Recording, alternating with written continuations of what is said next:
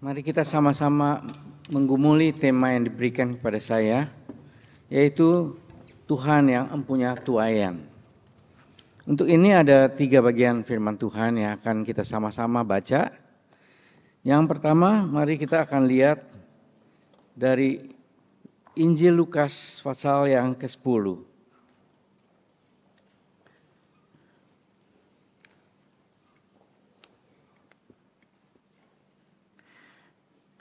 Injil Lukas pasal yang ke-10 ayat yang kedua. Demikian bunyinya. Ini kata Tuhan Yesus ya. Katanya kepada mereka, tuaian memang banyak, tetapi pekerja sedikit.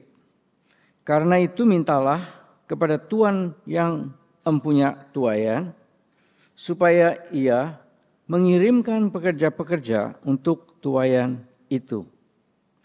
Yang kedua, mari kita lihat Roma pasal 9 ayat 15 dan ayat 16. Roma pasal 9 ayat 15 dan 16 demikian. Sebab ia berfirman kepada Musa, aku akan menaruh belas kasihan kepada siapa aku mau menaruh belas kasihan, dan aku akan bermurah hati kepada siapa aku mau bermurah hati. Jadi hal itu tidak tergantung pada kehendak orang atau usaha orang, tetapi kepada kemurahan hati Allah. Dan yang ketiga, marilah kita lihat masih dalam kitab Rom pasalnya yang ke-6 ayat 23. Rom pasal 6 ayat 23 demikian. Sebab upah dosa ialah maut, tetapi karunia Allah ialah hidup yang kekal dalam Kristus Yesus Tuhan kita. Demikian pembacaan firman Tuhan. Marilah kita masuk dalam doa sebelum kita sama-sama merenungkannya. Ya Bapa yang ada di dalam surga, setelah kami membaca firman Tuhan, kami tahu bahwa ini adalah kebenaran Tuhan. Dan kami sadar bahwa kami tidak bisa menerka atau mengetahui pikiran Tuhan. Sehingga kami sering kali mungkin salah berpikir tentang apa yang Tuhan tuliskan. Oleh karena itu dengan kemurahan-Mu Tuhan, Tuhan bersedia menguasai pikiran dan hati kami. Tuhan bersedia bukan hanya berkata-kata, tapi Tuhan juga bersedia membuat kami mengambil bagian dalam firman Tuhan. Bapa yang dalam surga, dengarkanlah doa kami. Dalam nama Tuhan Yesus, kami sungguh bersyukur dan berdoa. Amin. Nah Bapak Ibu yang dikasihi Tuhan, tema kita Tuhan yang empunya tuaian. Saya akan mulai dengan sebuah kisah dulu, yaitu kebetulan beberapa kali Tuhan izinkan saya berkhotbah dalam kebangunan rohani atau mengajak orang percaya Tuhan. Nah, dalam kesempatan itu ada orang yang menyatakan dia mau menerima Tuhan atau ada orang yang mau bertobat. Nah, sesudah semua peristiwa itu saya kan jadi berpikir, ini kenapa ya orang kok bisa bertobat? Ini andilnya siapa sih? Apakah saya yang berkhotbah? Atau sebelum khotbah mungkin saya doa dulu. Apakah karena doa saya itu terus Tuhan jawab? Atau sebetulnya bukan hanya itu, mungkin juga panitia. Kayak ada panitia yang bergumul mendoakan. Bahkan secara rutin beberapa bulan sebelumnya mereka terus berdoa. Jadi apakah karena mereka berdoa itu yang Tuhan jawab sehingga ada yang bertobat? Bisa juga itu. Tapi kita pikir lagi mundur. Atau mungkin pendetanya. Sebab diam-diam pendetanya itu punya list nama. Nah terus ada orang-orang yang dia doakan betul-betul. Rutin didoakan. Digumulkan. Nah apa karena doa pendetanya itu terus orang ini jadi akhirnya diizinkan bertobat. Atau mundur lagi ke belakang, mungkin juga jauh sebelumnya dia pernah ikut sekolah minggu. Nah di situ guru sekolah minggu itu kan menaburkan cerita kepada dia. Sehingga banyak cerita yang didapat dan mungkin guru sekolah minggu ini juga punya persekutuan guru-guru sekolah minggu yang mendoakan murid-murid mereka. Jadi apakah ini yang menyebabkan dia tahu-tahu bertobat? Bisa juga. Nah atau lain lagi mungkin orang tuanya, papanya atau mamanya doakan dia setiap pagi. Gak ada yang tahu semua, tapi itu dilakukan. Nah apakah pertobatan itu juga karena doa mamanya? Nah ini sebuah rangkaian yang akhirnya bikin kita itu gak tahu. Ini penyebabnya yang mana nih, siapa nih? Sebab gak dijelaskan. Tapi dalam nats yang kita baca dalam Lukas, di situ dikatakan bahwa Tuhan yang mempunyai tuayan. Artinya Tuhanlah yang menjadi pelaku utama sampai orang itu bertobat.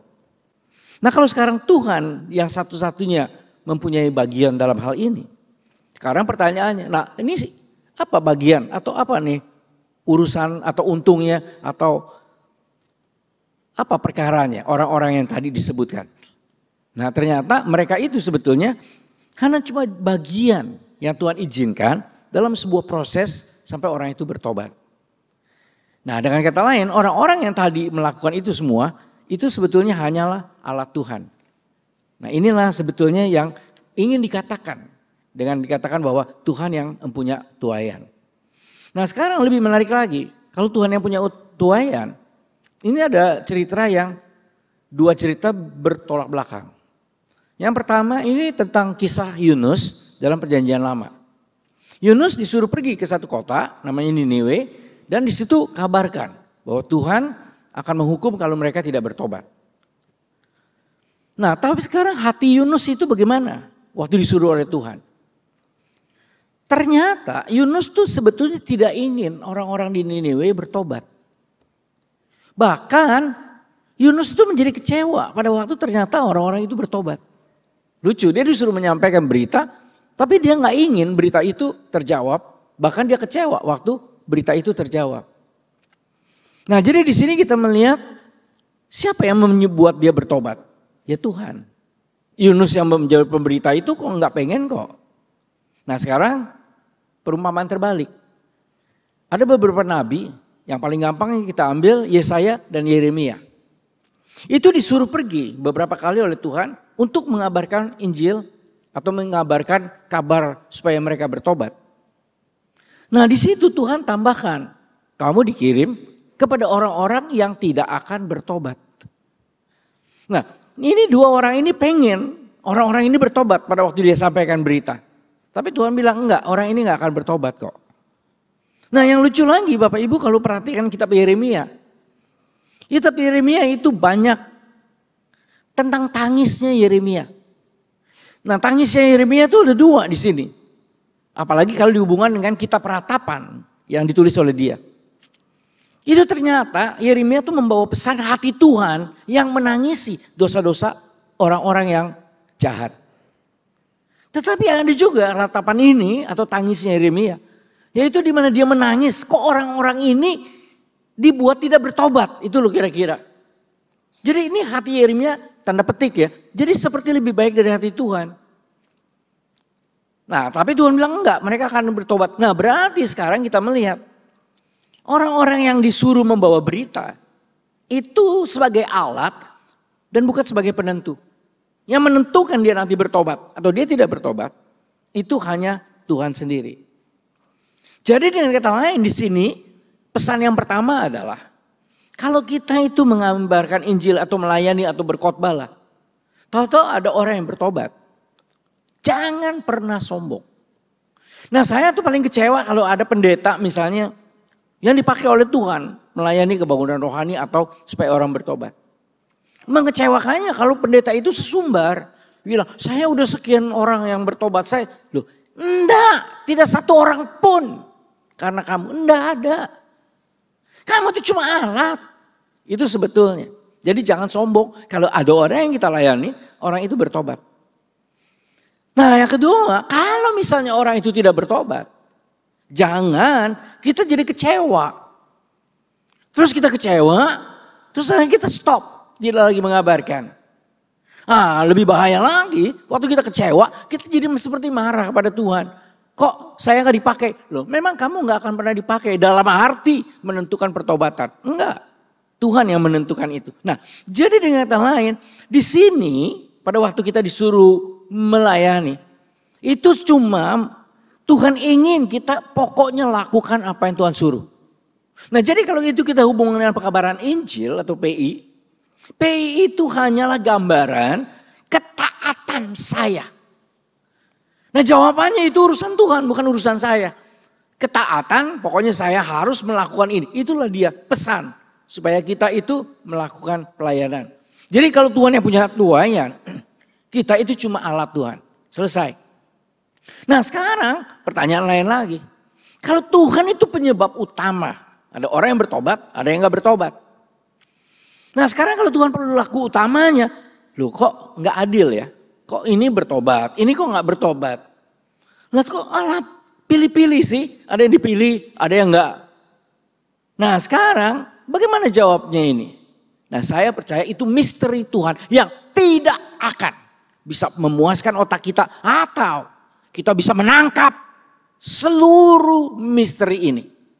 Sebab di dalam Rom yang menggambarkan tentang misteri Allah, Paulus berkali-kali berkata, siapa kamu? Sehingga kamu bisa pikir kamu itu mengerti Allah. Siapa kamu? Tidak ada kamu. Jadi dengan kata lain berbicara misteri Allah, kita harus jelas dulu bahwa kita tidak akan bisa mengerti dengan sempurna. Tapi kita coba bisa meraba-raba. Nah, yang penting di sini yaitu seandainya kita bertemu dengan orang-orang yang bertobat, jangan kita pikir Allah hanya mengasihi orang-orang ini. Hanya. Dan lebih lagi, pada waktu kita bertemu dengan orang yang tidak bertobat, jangan pikir Allah itu kejam. Allah itu tinggalkan dia sehingga dia tidak bisa bertobat. Kedua ini yang saya rasa harus dimulai pada waktu kita berpikir tentang misteri Tuhan. Nah, sekarang kita berbicara lebih berani sedikit tentang anugerah Tuhan. Ada yang tobat, ada yang tidak. Dan semua Allah yang buat, ini masuk ke di dalam Rom 6 ayat 23. Nah, di dalam Rom 6 ayat 23 ada dua kalimat sebetulnya dalam ayat itu. Salah satu kalimat yang berkata, karunia Allah, hidup yang kekal. Hidup kekal. Kenapa? Karena orang percaya Tuhan Yesus sebagai juru selamat. Kenapa dia bisa percaya? Nah, ini yang dibilang karunia Allah sebab hanya karena anugerah Tuhan. Jadi seorang bisa berkata, ya Tuhan, itu cuma anugerah. Selain anugerah gak bisa. Tidak ada yang bisa. Jadi dengan kata lain anugerah keselamatan hanya pemberian cuma-cuma dari Allah. Kalau saya katakan pemberian cuma-cuma, di mana usaha manusia? Tidak ada. Tanpa usaha manusia itu sama sekali. Nah, dengan kata lain pada waktu kita tenggelam dalam dosa, kita tidak berdaya. Diikat semuanya. Hancur hidup kita. Dan apa yang kita bisa lakukan? Tidak ada di dalam keselamatan. Bahkan yang ada, kita tidak bisa tidak dosa. Itu kita. Tidak bisa tidak dosa. Yang menarik ada Bapak Gereja Agustinus yang berkata, ada 4 tahapan seorang hidup dalam dunia. Yang pertama, dia bisa berdosa. Kapan? Pada waktu dia belum jatuh dalam dosa, yaitu Adam dan Hawa. Mereka belum dosa, tapi bisa dosa. Nah, sekarang Adam dan Hawa berdosa. Begitu dia berdosa, dia ada di dalam satu stage di mana dia tidak bisa tidak dosa. Apapun yang dia lakukan itu pelanggaran-pelanggaran terus. Tidak bisa tidak dosa. Nah, akhirnya dia percaya Tuhan Yesus sebagai juru selamat. Setelah dia percaya, dia tetap dalam dosa. Tapi bisa tidak dosa. Nah, akhirnya dia meninggal dan dia diselamatkan oleh Tuhan. Barulah di sana dia tidak bisa dosa. Nah, pada waktu Agustinus bilang tidak bisa tidak dosa, itu di dalam posisi di mana orang sudah jatuh dalam dosa, tapi belum diselamatkan. Nah, inilah yang dikatakan tidak bisa tidak dosa. Berarti semua perbuatan yang sangat menghancurkan dia, Itu hanya diselamatkan hanya karena anugerah. Oleh karena itu kalimat itu berkata, karunia Allah hidup yang kekal. Tetapi ada kalimat lain di dalam ayat itu yang berkata, upah dosa ialah maut. Apa maut? Maut adalah nanti kita ada di dalam kebinasaan yang kekal. Jadi orang yang tidak percaya Tuhan, nanti dia meninggal, dia akan dalam kebinasaan yang kekal. Jadi dengan kata lain dia ada di sana sebab dia tidak mau percaya kepada Tuhan. Nah sekarang dia tidak percaya kepada Tuhan. Kalau tadi orang percaya sebab anugerah. Nah sekarang kenapa dia bisa tidak percaya? Ternyata dia tidak percaya yang nanti akibatnya maut. Itu adalah upah dari dosa. Apa artinya upah? Upah adalah hasil dari sebuah usaha. Jadi di sini sekarang maut itu upah. Maut adalah upah hasil dari usaha orang sehingga akhirnya dia dapat maut. Nah sekarang apa usaha dia yang menghasilkan maut? Nah di dalam Alkitab jelas khususnya dalam Rom karena mereka mengeraskan hati mereka. Nah jadi dengan kata lain kalau kita mau simpulkan sementara. Seseorang tidak percaya. Itu bukan karena Tuhan jahat. Bukan karena tolak orang-orang ini. Bukan. Bukan karena buang mereka. Tapi karena mereka yang menolak Tuhan. Nah ini yang menarik. Nah Bapak Ibu. Ini lucu ada satu peristiwa pada tahun 2001. Di Amerika itu gempar. Dan seluruh dunia ikut gempar. Sebab Twin Tower ditabrak pada waktu oleh kelompoknya Osama Bin Laden. Sesudah peristiwa itu 5 hari orang tidak bisa keluar dari satu state ke state lain. Nggak bisa. Apalagi penerbangan. Tidak ada 5 hari. Bersyukur ya waktu itu saya ada di Madison. Pada waktu itu persis 15 menit setelah yang kedua ditabrak, saya tuh ada di bandara Madison untuk pergi ke San Francisco. Kaget, ada peristiwa itu, stop semua penerbangan 5 hari. Jadi selama di Madison 5 hari itu ngapain? Kan gak apa-apa. Ternyata menarik, gereja ada kebaktian setiap sore. Yang biasanya mungkin sebulan sekali jarang dihadiri, ini setiap sore full. Nah orang tuh kalau kena bahaya baru berteriak-teriak kepada Tuhan. Nah terus pada waktu saya di sana nganggur, jadi ya ikut kebaktiannya setiap sore kan. Orang-orang berteriak-teriak minta tolong kepada Tuhan. Dan yang menarik banyak istilah yang berkata, Tuhan kenapa tinggalkan kami? Kenapa? Nah akhirnya anaknya Billy Graham, dia membuat satu tulisan. Menarik dia bilang. Tuhan tidak pernah meninggalkan Amerika. Sekejap pun. Tapi yang benar, Amerika yang meninggalkan Tuhan. Di situ dia uraikan. Dulu ada kebaktian di sekolah-sekolah, sekarang tidak ada. Dulu ada doa, dulu ada ini dan itu. Sekarang tidak. Dan kejahatan makin lama makin besar. Kita yang meninggalkan Amerika, Tuhan. Bukan Tuhan meninggalkan kita. Nah dalam dosa ini, kalau orang itu tidak bertobat, jangan bilang Tuhan yang buang. Enggak, Tuhan enggak pernah buang. Tapi kita yang meninggalkan Tuhan. Sehingga usaha kita yang meninggalkan Tuhan inilah yang membuat kita menjadi hidup di dalam maut setelah kita meninggal. Nah sekarang kita bandingkan dengan bagian lain dalam Rom juga. Rom pasal 9 sekarang. Di situ dari yang kita baca ayat 15 dan 16 dikatakan. Aku Allah bermurah kepada siapa aku mau. Aku bermurah kepada siapa yang aku mau. Artinya Allah mau bermurah sampai orang itu percaya, sampai orang itu diselamatkan. Artinya orang bisa diselamatkan sebab Allah bermurah. Hanya anugerah Tuhan. Itu yang dibilang karunia tadi dalam pasal yang lain. Nah di sini kita bertanya sekarang, kalau yang percaya dapat anugerah Tuhan, bagaimana yang tidak percaya? Nah di sini dikatakan sebab aku Allah yang mengeraskan hati mereka. Nah sekarang timbul kita pikir, oh ada orang yang percaya sebab Tuhan. Nah ada orang yang tidak percaya sebab Tuhan yang tegarkan dia. Nah sekarang kita perhatikan kata, kenapa dikatakan Tuhan yang menegarkan. Nah di sini ada dua contoh, dua nama tokoh dari Alkitab Perjanjian Lama yang menjelaskan aku menegarkan. Yang pertama contoh yang dipakai adalah Esau. Nah di sini Esau dikatakan aku membenci Esau. Jadi Allah membenci Esau. Nah waktu kita pikirkan Allah membenci Esau, membenci. Nah kita mulai pikir, oh Allah ini rupanya itu memusuhi Esau. Dia membuang Esau sebab dia benci.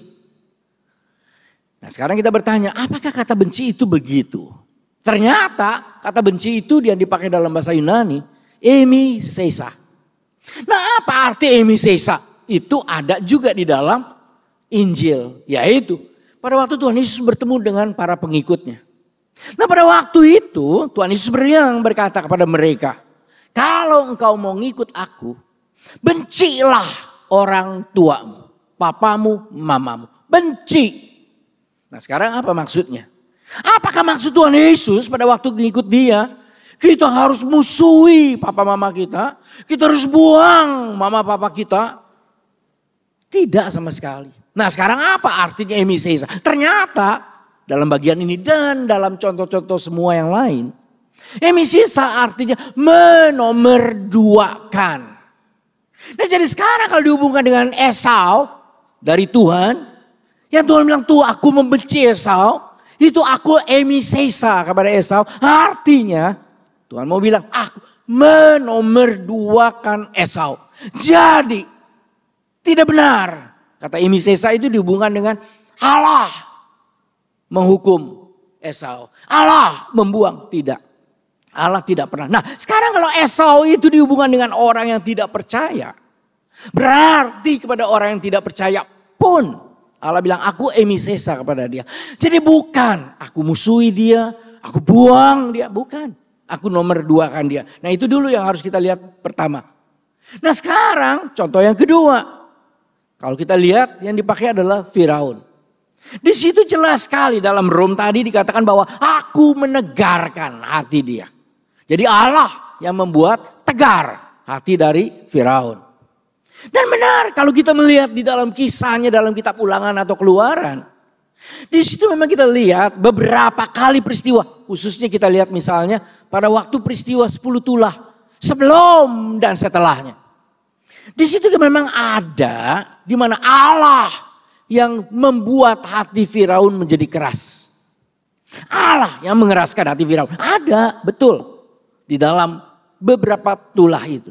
Tapi coba kita lihat konteksnya dulu. Di dalam konteks kisah tulah. Sebelum dan tulah dan setelah. Di situ kita akan lihat. Berkali-kali Firaun mengeraskan hatinya. Berkali-kali Firaun menegarkan hatinya. Berkali-kali sampai satu titik Allah yang membuat dia keras. Jadi Allah yang dikatakan menegarkan hati Firaun. Sebab sebelumnya Firaun berkali-kali mengeraskan dan menegarkan hatinya. Nah kalau kita lihat konteks ini maka kita akan melihat bahwa orang yang tidak percaya itu bukan karena Tuhan ciptakan untuk dia tidak percaya. Saya enggak melihat itu dalam Alkitab. Tetapi itu karena dia yang memang mengeraskan. Nah jadi sekarang kalau kita melihat kalau dihubungkan dengan orang tidak percaya. Kekerasan hanya karena usaha mereka sendiri. Sehingga nanti maut adalah upah hasil dari usaha kekerasan mereka. Nah sekarang kalau kita melihat seperti demikian maka kita lihat kesimpulan. Orang-orang yang diselamatkan hanya karena anugerah. Tetapi bagi orang yang tidak percaya, itu usaha mereka. Sehingga mereka karena mengeraskan hatinya. Nah kalau orang percaya hanya karena anugerah. Maka di sini dikatakanlah Tuhan yang punya tuaian. Dia yang berhak untuk dinyatakan sebagai satu-satunya penyebab. Dan kita yang dipakai itu hanya sebagai alat saja. Nah sekarang berarti kalau kita tidak percaya, jangan salahkan Tuhan. Tapi orang ini yang mengeraskan. Tapi kalau sampai percaya, itu hanya karena anugerah. Nah sekarang berbicara Tuhan yang punya tuayan. Yang pertama tadi kita melihat karena Tuhan menjadi penyebab utama. Nah sekarang apa arti kemudian dengan Allah yang mempunyai tuayan? Di sini untuk digambarkan bahwa Allah setelah menyelamatkan, Dia yang punya orang yang diselamatkan ini. Berarti Dia ingin memiliki orang yang diselamatkan. Dalam konteks Dia ingin menguasai orang yang Dia selamatkan. Nah kalau saya berkata Dia menguasai, hati-hati juga. Jangan kita pikir seperti penguasa dengan yang dikuasai. Jangan kita pikir seperti penjajah dengan yang sedang dijajah. Tidak, tapi dalam hubungan Bapak yang ingin menguasai anaknya. Nah kalau berbicara Bapak kepada anak di dalam Alkitab, satu-satunya berita tentang Allah hubungannya dengan manusia seperti Bapak dengan anak hanya ada di dalam Alkitab. Saya bukan menghina agama lain, tidak. Tetapi tidak satu pun agama yang menggambarkan Allah sebagai Bapa. Tidak ada. Coba perhatikan. Dari semua agama. Hanya dalam Alkitab Allah sebagai Bapa. Nah kalau Allah sebagai Bapa, di sini kita akan lihat. Itu gambaran kasih yang terdalam dalam hubungan antara manusia.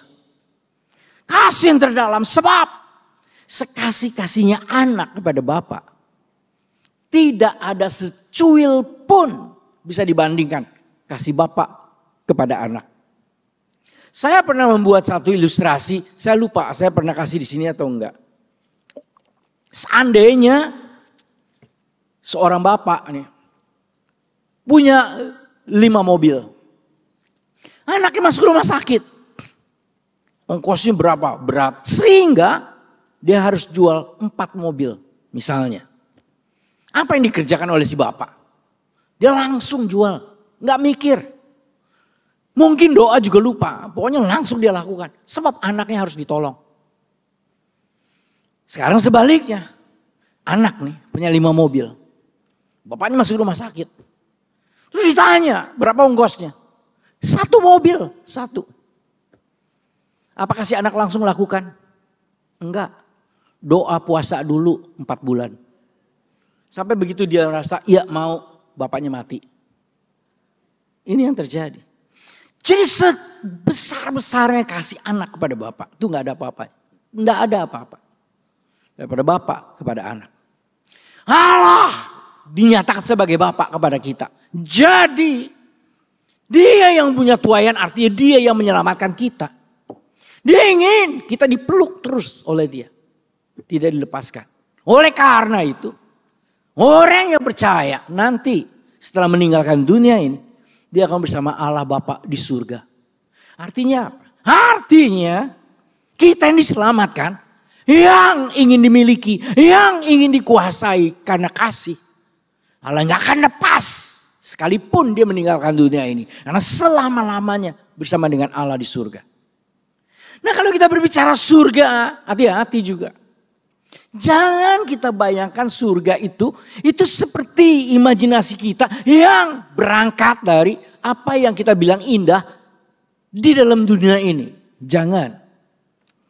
Saya tuh pernah iseng-iseng lihat di YouTube, tahu-tahu ada khotbah dari Pendeta Yonggi Cho Korea Selatan yang sudah meninggal. Terus dia cerita tentang bawahan dia yang mati ke surga terus hidup lagi. Ya ceritanya dongeng macam-macam. Tapi saya agak geli. Sebab dia gambarkan surga itu. Itu seperti kebun yang besar. Terus di situ ada beberapa bench. Kursi-kursi panjang itu. Terus dia bilang bidadari lagi ngobrol dengan orang-orang percaya. Terus ada buah-buah di mana-mana. Dia tinggal petik. Begitu dimakan keluar fragrance. Minyak wangi badannya. Jadi kalau kita makan pete itu kan jauh bau. Ini enggak, makan pete jadi harum. Nah itu sepertinya. Wah dia cerita macam-macam. Ada rumah akhirnya mansion yang sangat mewah. Wah terus dia lihat ini. Itu seperti persis berangkat dari gambaran dunia. Apakah surga seperti itu? Kalau surga seperti itu, mungkin anak muda dan anak remaja gak akan mau ke surga itu. Kenapa? Sebab mungkin kalau surga kita ini yang udah umur 50 ke atas seperti itu. Anak muda dan remaja lain. Surga itu cukup satu kamar. Tapi ada laptop dan HP lengkap. Itu anak remaja surga. Nah sekarang apa neraka? Wah kita bayangkan yang kacau begini begitu. Bagaimana anak remaja? Apa itu neraka? Cukup mati lampu selesai. Jadi di sini kalau kita surga kita bayangkan dengan gambaran kita. Kita berantem loh dengan anak cucu kita. Sebab gak sama apa. Nah sekarang intinya apa kita ke surga? Sebab kita akan bersama dengan Allah Bapa di surga. Yang menarik ada salah satu buku Filipiansi. Waktu dia berkata Jesus I've never knew. Menarik dia bilang hati-hati. Mungkin nanti kalau kita ke surga. Kita kecewa dalam tanda petik. Sebab ternyata beda dengan apa yang kita bayangkan. Nah di surga bagi dia. Cuma satu poinnya. Allah mau bersama dengan kita selama-lamanya. Itu dia. Kehadiran kita di hadapan Allah dan oleh karena itu. Kalau kita pikir kita mau diselamatkan nanti. Kehadiran Allah ada bersama kita. Ini yang harus paling penting yang ada pada kita. Nah dalam keadaan demikian ini. Allah ingin memiliki kita selama-lamanya. Berarti tidak akan pisah lagi dengan Allah Bapa di surga. Nah sekarang yang ketiga. Kalau kita jadi tuayan. Kita sudah ditebus. Tuhan tidak setelah tebus buang. Biarkan. Sepelekan kita. Enggak. Tapi Tuhan mau menghargai kita. Menghargai kita dengan kita diizinkan menjadi partner dari dia. Apa pelayanan? Pelayanan harus dilihat dari di mana Allah memberikan kita hak. Memberikan kita kemampuan. Memberikan kita kedudukan. Di mana kita menjadi partner dari dia. Itulah pelayanan. Bapak Ibu yang dikasihi Tuhan Yesus. Kita tidak perlu tahu siapa menjadi penyebab dari orang bertobat atau tidak. Tapi yang harus kita tahu. Apakah saya jadi partner Tuhan dalam hidup saya. Nah kembali.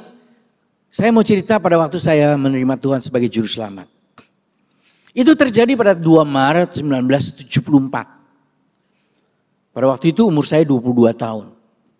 Jadi tahun 74 umur saya 22 tahun. Berapakah umur saya sekarang? Nah Bapak Ibu yang dikasihi Tuhan. Pada waktu itu saya sendirian di kamar. Saya berangkat dari Jakarta diajak kakak dan ipar saya. Terus tinggal di Surabaya. Malam itu saya kesakitan bukan main sebab. Saya pakai morfin 6 tahun rutin, 1 tahun on and off. Sehingga pada malam itu kesakitan betul-betul gak tahan. Pada waktu itu kakak saya dan kakak ipar saya mengajak saya berdoa. Terus ajak baca sepotong cerita dari Alkitab. Udah malam waktu kesakitan apa yang terjadi. Dalam putus asa yang benar-benar luar biasa.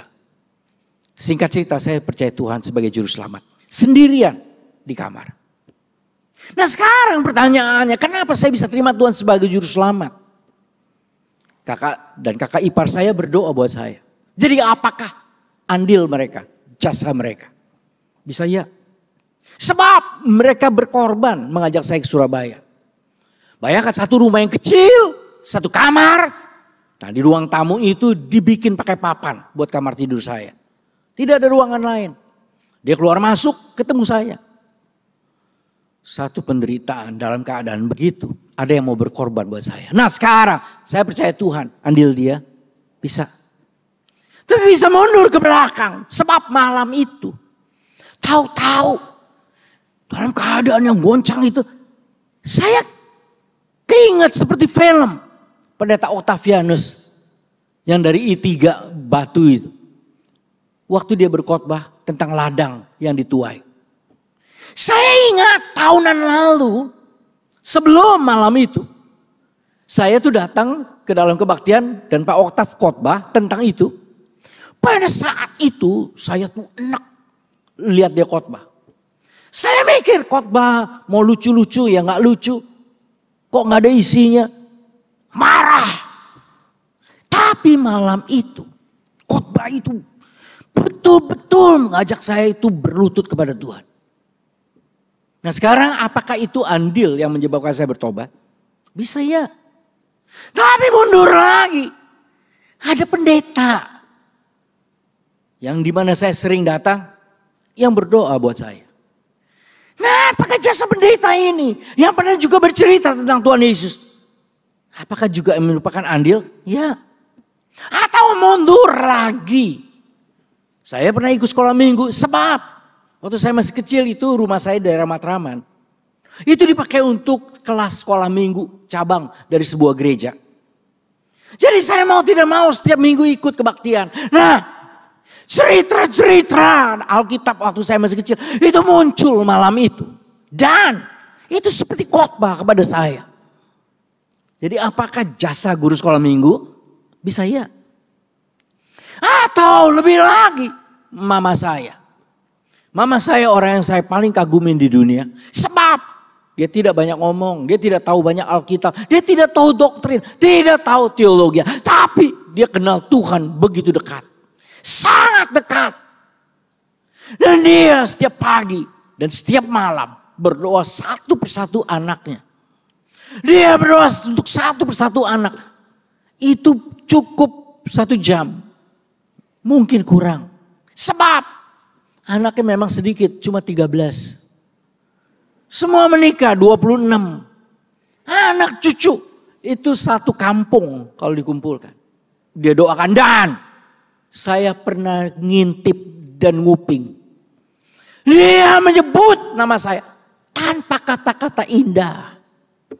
Dia cuma sebut nama saya. Terus dia nangis. Dia sebut, dia nangis. Itu dia lakukan setiap pagi dan setiap malam. Tidak ada kata-kata indah kepada Tuhan. Gak ada. Cuma diam, nangis dalam ketidakberdayaan. Minta belas kasihan Tuhan. Apakah itu jasanya? Ya.